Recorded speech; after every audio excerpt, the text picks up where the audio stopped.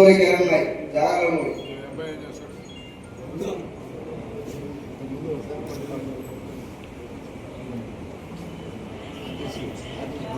ఎలా ఉంది బాగానే ఉందిగా అద్దంకిలో కూడా ఉన్నారా ప్రిన్సిపల్ నిజామాబాద్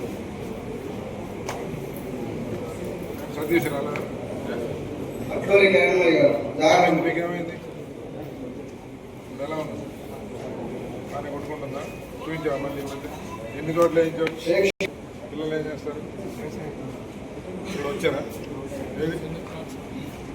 ఈ హరిబాబు గారు వాళ్ళ అబ్బాయి ఉంటే ఇప్పుడు రెండు అబ్బాయి నేను ఉన్నాడా వీళ్ళ అబ్బాయి ఉన్నాడా ఏడి చదివిరా మీ అబ్బాయిని మరి మళ్ళీ వ్యవసాయంలోకి వచ్చాడా మీ కోడలు ఎవరు ఈ అబ్బాయికి ఎంతమంది పిల్లలు చదువుతున్నారా ఏ చదువుతున్నారు ఏ స్కూలు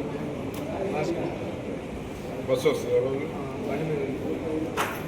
రోజు బండి మీద ఇంకొక బస్సు రాదా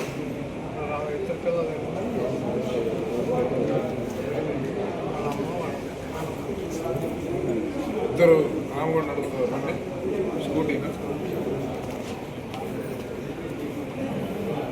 ఏడు బిల్లు మాట్లాడు. ఈరోజు మనకి ముఖ్యమంత్రి గారి సహాయం నుంచి దాదాపు 60 మందికి సుమారుగా 38 లక్షల రూపాయలు ఈరోజు లబ్ధిదారులకు అందించడం జరిగింది. వారందరికీ ముఖ్యమంత్రి గారి తరఫు నుంచి ప్రత్యేక శుభాకాంక్షలు తెలియజేసుకుంటూ ఆ కుటుంబాల నుంచి ముఖ్యమంత్రి గారికి ఈ ప్రభుత్వానికి ప్రత్యేక ధన్యవాదాలు కుటుంబాల తరఫు నుంచి తెలియజేస్తా ఉన్నాను. ఒకసారి మనం చూసినట్లయితే ఈ సంవత్సర కాలంగా మన పచ్చూరు నియోజకవర్గంలోని పేదలకి వైద్య ఖర్చుల నిమిత్తం 11 కోట్ల రూపాయలకు పైగా ఇప్పటికే లబ్ధిదారులకి చెక్కులు అందించడం జరిగింది. ఇది ఒక మహాయజ్ఞం లాగా పవిత్రమైన కార్యక్రమం లాగా జరుగుతూ ఉంది. ఈరోజు నేను చాలా మందితో మాట్లాడినప్పుడు నాకు అర్థమైంది, చాలా శ్రమపడి కష్టపడి జీవితం అంతా గడుపుతున్న సమయంలో కష్టంతో వ్యవసాయమో లేకపోతే వ్యవసాయ కూలీగానో లేకపోతే చిన్న చిన్న వృత్తులు చేసుకొని జీవనం సాగిస్తున్న కుటుంబాల్లో ఏదైనా ఒక విపత్తు జరిగినప్పుడు అనుకోని ఉపద్రవం వచ్చి ఆరోగ్యం బాగాలేక హాస్పిటల్ అయితే హాస్పిటల్కి పెట్టిన వేలాది రూపాయలు లక్షలాది రూపాయలని అప్పుని తీర్చడానికి ఆ కుటుంబాలు కనీసం కొన్ని సంవత్సరాల పాటు కష్టపడాల్సి వస్తాం.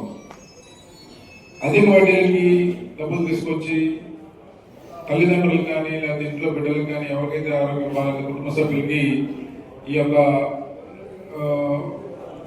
ట్రీట్మెంట్ చేయించడానికి చాలా పెద్ద ఎత్తున డబ్బులు ఖర్చు పెడతా ఉన్నారు.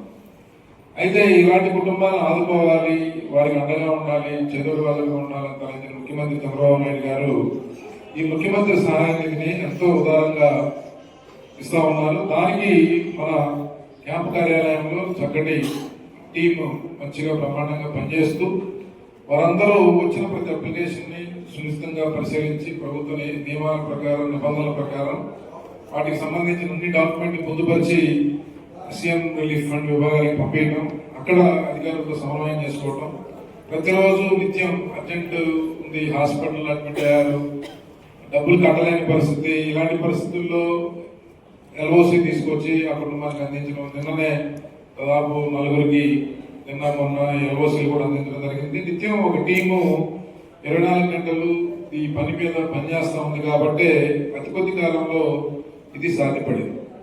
గతంలో 14-19 మధ్య కాలంలో 5 సంవత్సరాలు కూడా 8 కోట్ల రూపాయలు మాత్రమే మనం ఇవ్వగలిగాం.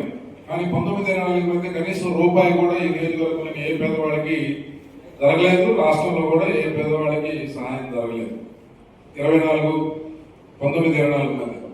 కానీ ఈరోజు తక్కువ కాలంలో ఆర్థికంగా ప్రభుత్వానికి చాలా ఇబ్బందులు ఉన్నాయి, చాలా సమస్యలు ఉన్నాయి.